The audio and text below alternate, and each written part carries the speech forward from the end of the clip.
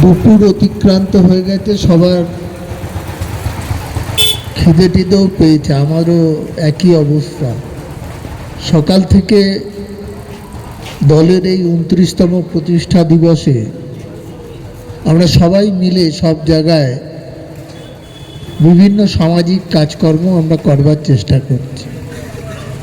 এখানে যেমন রক্তদান শিবির হয়েছে, এখানে আপনারা জানেন যে আমাদের নিমাই ঘোষ, সাকিব, মাধব, আমাদের মতিয়ার, আমাদের বিশ্বজিৎ, শাহাবুদ্দিন, ইফতিকার, মমতা, মাসুমা, সঞ্জুরা,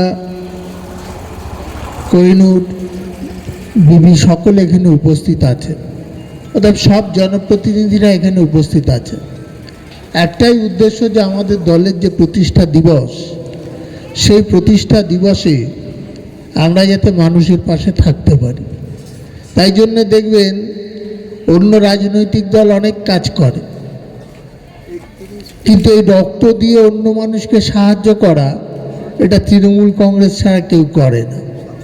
এই যে আজকে দলের প্রতীকে এখানে মমতা ব্যানার্জির যে জন্মদিন, দলের পার্টির সৈনিকরা এর আগে লড়াই করেছেন, রক্ত দিয়েছেন বাংলা একটা পরিবর্তনের জন্যে।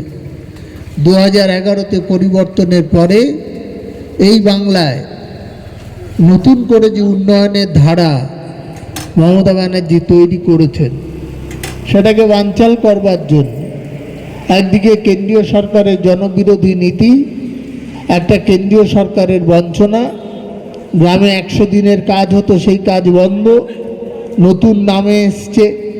আগে খরচ ছিল 90-10, এখন বলছে 60-40, সেটাও কোথায় হবে তারা ঠিক করে দেবে কেন্দ্রীয় সরকার। একদিকে প্রধানমন্ত্রী আবাস যোজনায় ঘর বন্ধ হয়েছে, মমতা ব্যানার্জি 12 লক্ষ মানুষকে ঘর দিয়েছেন, আরও 16 লক্ষ মানুষের নাম আছে। এই যে বন্ধ করা, কেন্দ্রীয় সরকারের যুক্তরাষ্ট্রীয় কাঠামোয় মানুষের প্রতি যে অর্থনৈতিক অবরোধ তৈরি করা, গ্রামীণ সড়ক যোজনায় রাস্তা, সেই রাস্তার টাকা বন্ধ করেছে। এবং এখন দেখবেন নির্বাচন আসলে, কিছুদিন আগে প্রধানমন্ত্রী এসেছিলেন, এসে ভার্চুয়ালি মিটিং করেছে। আর গত 2 দিন ধরে, আজকেও আছে আর গতকাল অবধি ছিলেন ভারতবর্ষের স্বরাষ্ট্রমন্ত্রী। তিনি ওই শুধু অনুপ্রবেশকারী, তাদেরকে বাংলায় রাখা যাবে না। এই অনুপ্রবেশকারীর সংজ্ঞা আমাদের নেতা অভিষেক বন্দ্যোপাধ্যায় জানতে গেছিলেন ইলেকশন কমিশনে, যে আপনারা কতজন বাংলাদেশির নাম কাটলেন, কতজন রোহিঙ্গার নাম কাটলেন। যদি না কেটে থাকেন তাহলে আপনারা তথ্য প্রকাশ করুন। ক্ষমতা হয়নি ইলেকশন কমিশনে কোনো প্রশ্নের উত্তর দিতে, তাদের একটা ধারণা ছিল। কিন্তু ভারতীয় জনতা পার্টির বিরোধী দলের নেতা তিনি বলে ফেলেছেন 1 কোটি লোকের নাম বাদ যাবে। 58 লক্ষ লোকের নাম বাদ গেছে, সেটা তার মনোপুত নয়। সেই জন্য আরও লোকের নাম কাটার জন্যে তারা বিভিন্নভাবে ইলেকশন কমিশনের উপরে প্রেশার তৈরি করছে। ইলেকশন কমিশন তাদের কথা অনুযায়ী আগে নো ম্যাপিংয়ে যারা ছিলেন তাদের ডাকছেন, এখন লজিক্যাল ডিসক্রিপেন্সিস বলে বাবার নামের আগে হয়তো মোহাম্মদ ছিল, সেটা দেয়নি, তার জন্যে হিয়ারিংয়ে ডাকছে। মানুষ কতবার লাইনে দাঁড়াবে? একবার নোটবন্দির সময় লাইনে দাঁড়িয়েছে, নিজের টাকা তুলতে পারেনি। একবার মানুষের উপরে ছোট বড় ব্যবসায়ীদের জিএসটি নিয়ে একবার দাঁড়িয়েছে। এই কতবার মানুষকে লাইনে দাঁড়াতে হবে? আবারও নিজের অধিকার থাকবে কি থাকবে না, গণতান্ত্রিক অধিকার যেটা মানুষের আছে। কারণ 1947-এর স্বাধীনতার পরেই 1950-এ ভারতবর্ষের সংবিধান হয়।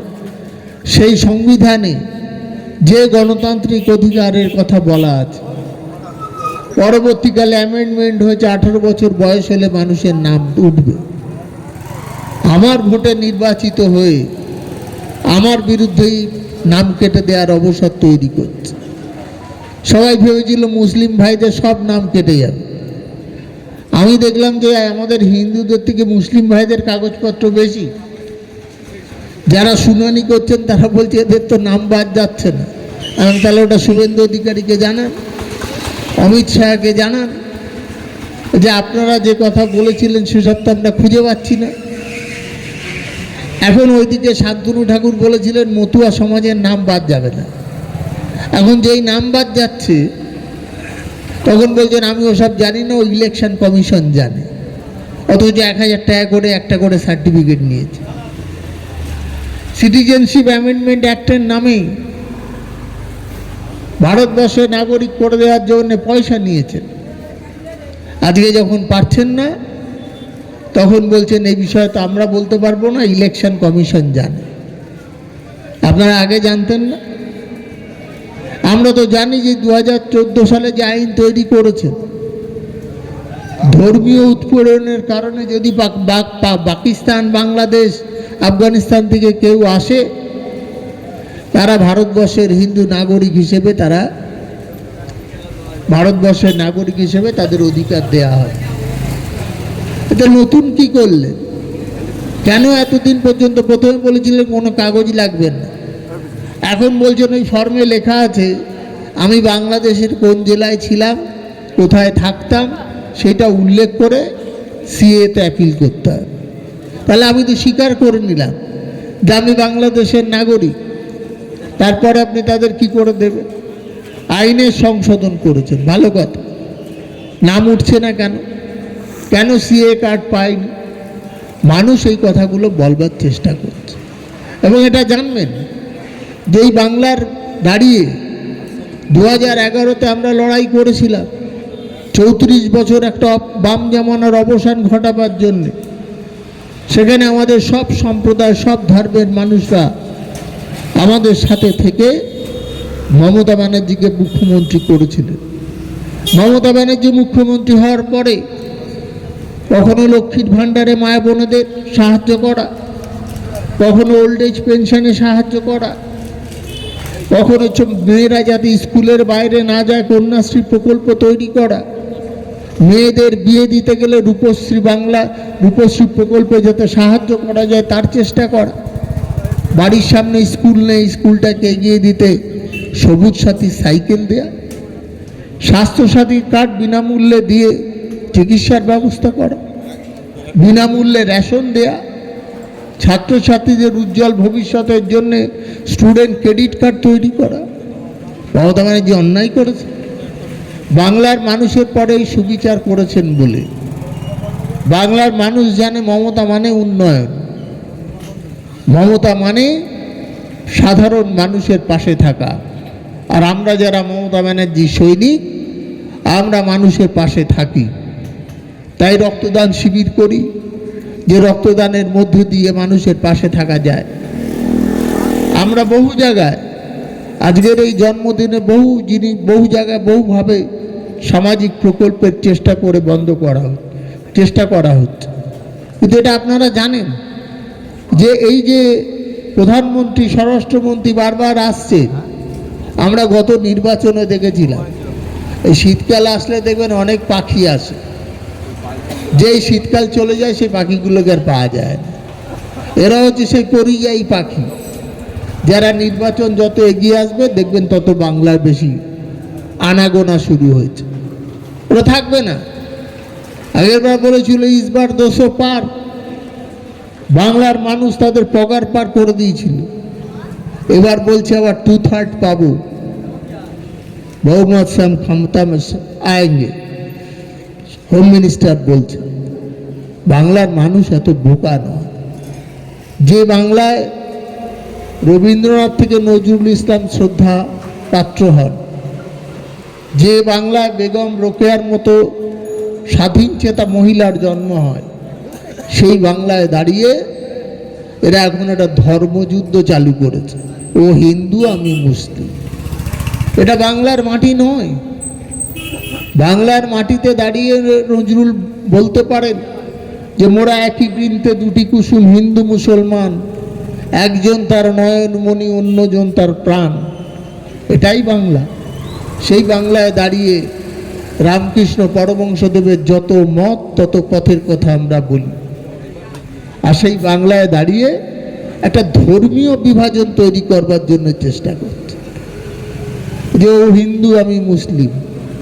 আমাদের এখানে যখন ঈদের হয় আমরা হিন্দুরা সেখানে যাই, আমাদের যখন হিন্দুদের কোনো পরব হয় তখন মুসলিম ভাইরা আসেন। তাই তো আমাদের মুখ্যমন্ত্রী বলেছেন ধর্ম যার যার উৎসব সকলে। এটা আমরা বিশ্বাস করি। সেই বাংলার মাটিতে দাঁড়িয়ে নতুনভাবে একটা কলঙ্কিত অধ্যায় তৈরি করবার চেষ্টা করছে। এর আগে ছিলেন বিদ্যাসাগরের মূর্তি ভেঙেছিল, সংসদে দাঁড়িয়ে আমরা লক্ষ্য করেছি, সংসদে দাঁড়িয়ে প্রধানমন্ত্রী বঙ্কিমচন্দ্র চট্টোপাধ্যায়কে বলছেন বঙ্কিম দা, যেন পাশের বাড়ির ডকের ছেলে। যে সাহিত্য সম্রাট বঙ্কিমচন্দ্র চট্টোপাধ্যায় বন্দে মাতরম মন্ত্রের উদ্গাতা ছিলেন, যে মন্ত্রকে সামনে নিয়ে ক্ষুদিরাম প্রফুল্ল চাকিরা গলায় ফাঁসির দড়ি পড়েছিল, সেই বাংলায় দাঁড়িয়ে আমাদের শেখাচ্ছেন। রবীন্দ্রনাথকে রবীন্দ্রনাথ সান্যাল বলছেন। লজ্জা করে আমাদের যে এই বাংলায় দাঁড়িয়ে একসময় মহামতি গোখলে বলেছিলেন, what Bengal things today India will think tomorrow.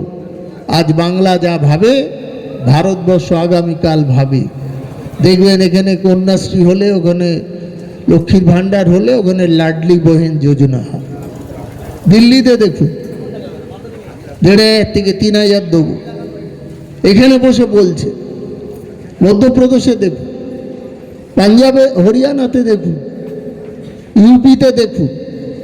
এই যে ভোটের যে পরিসংখ্যান আমি দেখছিলাম, আমাদের নেতা অভিষেক ব্যানার্জি গেছে, কত নাম কাটা গেছে? ইউপিতে 2,95,00,000 লোকের নাম বাদ গেছে। তাহলে ওখানে রোহিঙ্গা বাংলাদেশি পেলেন কারা? তারা। অর্থাৎ মানুষের এই অধিকারকে হারিয়ে দেওয়ার জন্য একটা লড়াই হচ্ছে। সেই লড়াইয়ে এদের নেতারা বলে দিয়েছেন যে আমাদের ভাই যে কোনোভাবে 1 কোটি নাম কেটে দাও। 1 কোটি কেন, 2 কোটি কাটলেও কোনো লাভ হবে না। বাংলায় আবার মমতা ব্যানার্জি ক্ষমতায় আসবে, কারণ বাংলার মানুষ তাকে বিশ্বাস করে। বাংলায় জানে মানুষ যে দিদি থাকা মানে লক্ষ্মীর ভাণ্ডার থাকা, দিদি থাকা মানে কন্যাশ্রী থাকা, দিদি থাকা মানে স্বাস্থ্যসাথী থাকা, দিদি থাকা মানে সবুজ সাথী থাকা, দিদি থাকা মানে স্টুডেন্ট ক্রেডিট কার্ড থাকা। আমাদের নৈতিক অধিকার, সেই অধিকারকে রক্ষা করবার কথা আমাদের নেত্রী মমতা ব্যানার্জি বলেন। তাই মমতা ব্যানার্জিকে রক্ষা করবার জন্য আমরা সবাই মিলে, দলের কর্মীরা সবাই আমরা একযোগে আছি। অনেকে বলেন ওদের মধ্যে অনেক বিবাদ বিসংবাদ, দিনের শেষে কিন্তু আমরা সবাই এক, সবাই আমরা মমতা ব্যানার্জির সৈনিক। যে যা বলে বলুক, ওদের কথায় কান দিয়ে খুব একটা লাভ হবে না, কেন ওরা সত্যি কথা বলে না। এখন বলছে তৃণমূলের মধ্যে বিভাজন তৈরি করবার চেষ্টা করে। তৃণমূল কংগ্রেস এক এবং অভিন্ন। তৃণমূল কংগ্রেসের যোদ্ধারা রক্ত দিয়েছিল বলে 2011 বাংলায় পরিবর্তন এসছে। 2016 সালে আমরা একটা স্লোগান দিয়েছিলাম, 2021 সালে একটা স্লোগান দিয়েছিলাম, বাংলা তার নিজের মেয়েকেই চায়। বাংলার মানুষরা নিজের মেয়েকেই ওই মুখ্যমন্ত্রী হিসেবে প্রতিষ্ঠিত করেছে। আমরা আবারও বলছি যে যারা আসেন বাইরে থেকে তারা আসুন, আমাদের সামনে সম্মান নিয়ে আপনারা থাকুন, কিন্তু বাংলাকে ঘাটাতে যাবেন না। কারণ কবি সুকান্ত বলেছিলেন যে বাংলার মাটি দুর্জয় ঘাটি, জেনে রেখো দুর্বৃত্ত। এখানে আঁচড় কাটা যায়, খুঁড়ে ফেলা যায় না। এটা হচ্ছে বাংলার মাটি।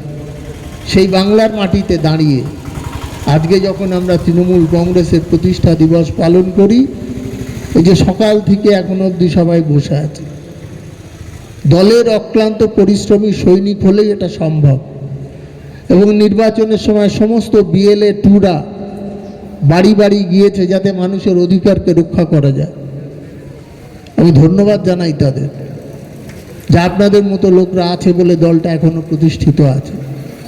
মমতা ব্যানার্জি কিন্তু এইভাবে মনে করেন যে দলের কর্মীরাই হচ্ছে সম্পদ। আমি আজকে আছি, কালকে নাও থাকতে পারি, কিন্তু কর্মী হিসেবে আমরা থেকে যাব। এই ব্যাপারটা আমাদের মাথায় রাখতে হবে। এবং অনেকে অনেক কিছু বলেন, আমি তার সাথে একমত নই। আমরা মনে করি যে আমরা চলি সমুখ পানে, খেয়ে আমাদের ডুববে, রইল যারা পিছুর টানে কাঁদবে তারা কাঁদবে। এটাই হচ্ছে মূল কথা। এটাতে বিশ্বাস করি আমরা, কারণ আমরা মনে করি যে বাংলা যে সমৃদ্ধশালী হয়েছে, বাংলাকে ভারতবর্ষের একটা জায়গায় নিয়ে গেছেন যিনি, তার নাম মমতা ব্যানার্জি। আমরা মমতা ব্যানার্জির সৈনিক। সৈনিকরা সেনাপতির আদেশে যুদ্ধ করে, ফলাফল কি হবে পরের ব্যাপার। যুদ্ধক্ষেত্র তো যেতে হবে, তারই প্রস্তুতি। এই যে আমরা সকাল যখন নির্বাচন হয়, সকাল 6টা থেকে সন্ধ্যে 7টা অবধি আমরা বসে থাকি, কারণ ভোট হয়। সেদিনও আমাদের খাওয়া দাওয়ার সময় থাকে না। আজকে এই যে দলের প্রতিষ্ঠা দিবসে এখন প্রায় 3টে বাজতে আছে, সবাই আমরা বসে আছি, সবাই আমরা চেষ্টা করছি। কারণ দলকে আমরা যারা তিল তিল করে তৈরি করেছিলেন, যার নেতৃত্বে দলটা সংগঠিত হয়েছিল, সেই নেত্রীর নাম হচ্ছে মমতা ব্যানার্জি। অর্থাৎ তার মুখের দিকে তাকিয়ে, তার নেতৃত্বের প্রতি ভরসা রেখে আমরা এগিয়ে যাচ্ছি। আমি রোহনডা তৃণমূল কংগ্রেসের সমস্ত কার্যকারী যারা আছেন, কর্মকর্তা, তাদের সকলকে ধন্যবাদ জানাচ্ছি। আমাদের দলের সহকর্মীদের আমি শুভেচ্ছা জানাচ্ছি যে কদিন হিয়ারিং হবে আপনারা পাশে থাকুন ভোটারদের। এটা আমাদের কাজ, মানুষের পাশে মানুষের অধিকারকে রক্ষা করা। আমি একটা 4 লাইনের কবিতা, আমি এটা খুব ভালো আমার লেগেছে, সেটা আমি একটু আপনাদের বলে শোনাচ্ছি। আমি আজান দিয়ে থাকি, আমি যীশু খ্রিস্টের পায়ে নত, যত মত তত পথ, রামকৃষ্ণের কথা মতো। হরিয়ম তৎসাথে আমি বড়ে গোলাম আলীর গোলাম, বাগদেবী চরণে প্রণাম দিয়ে আমি বাঙালি হলাম। আল্লাহ মেঘ দে, পানি দে, ঠাকুর তুই ছায়া দে সবার ঘরে ঘরে, যেখানে মমতা লড়ে যান সেখানে বাঙালি বাস করে। জয় হিন্দ, বন্দে মাতরম। তৃণমূল কংগ্রেস জিন্দাবাদ, মমতা বন্দ্যোপাধ্যায় জিন্দাবাদ, অভিষেক বন্দ্যোপাধ্যায় জিন্দাবাদ।